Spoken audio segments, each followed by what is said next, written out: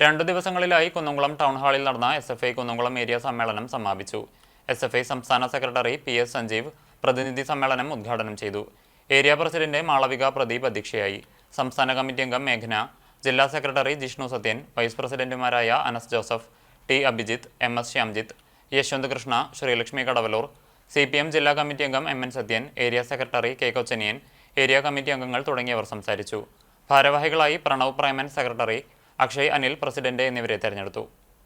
Indian മതനിരപേക്ഷതയുടെ മകുടോദാഹരണങ്ങളായി നിലനിന്നിരുന്ന ഇന്ത്യയുടെ ഏറ്റവും പൈതൃകത്തെയും ഇന്ത്യ നിലനിൽക്കുന്ന ഏറ്റവും മനോഹരമായ കാഴ്ചപ്പാടിന്റെയും മുന്നിലേക്ക് അവർ വാളുയർത്തി. ആ വാളുയർത്തിയത് ബാബരി മസ്ജിദിന്റെ മിനാരങ്ങൾ തച്ചു തകർക്കപ്പെട്ട പകലുകളിലായിരുന്നു.